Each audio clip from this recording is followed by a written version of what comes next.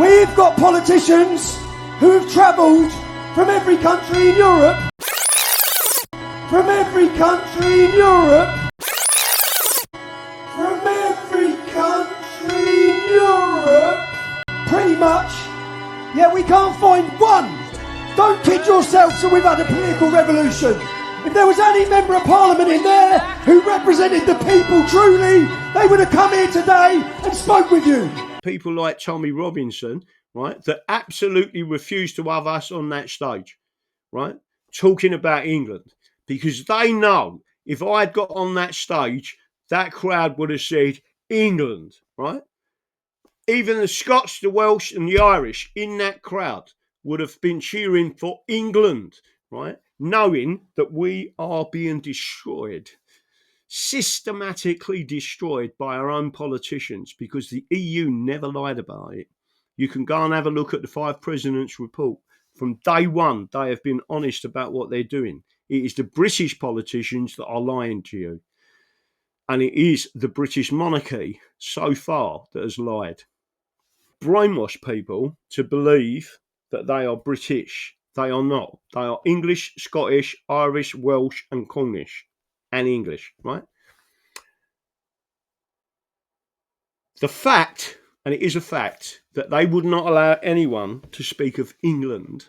They would not allow anyone to get on that stage and speak about the regionalisation of England, the dividing of England as a kingdom, imposing administrative law upon the people so they can then suck us into the European Union. The European Union becomes a country because it has only one legal jurisdiction. They've eliminated common law, right? That is their final objective.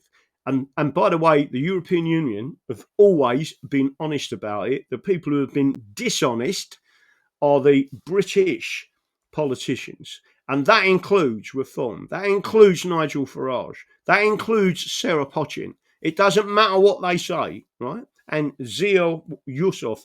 We are the only group of people creating pressure that could bring down the Labour government through a trial where me and you stand up in a court of law and say, we witnessed them cheating, right? There's 6 votes in it. We don't know who the true return is, right?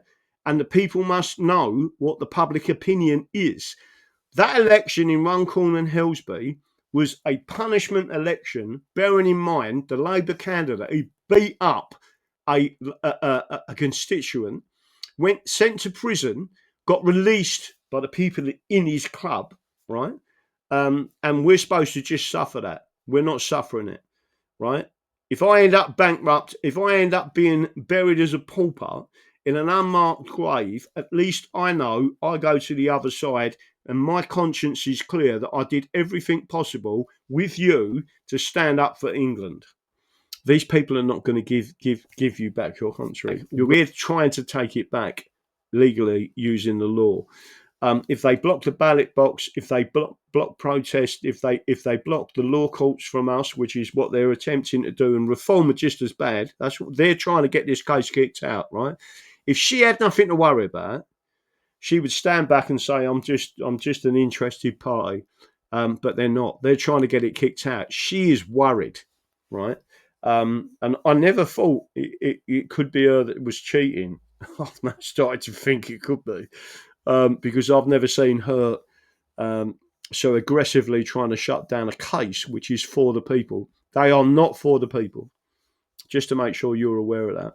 And again, the press were all over the Runcorn and Hillsby by-election. Everyone was when they promote someone, even negatively, that is promotion in the media, right?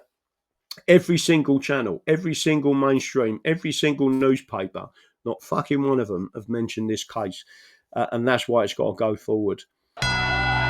We've got politicians who've travelled from every country in Europe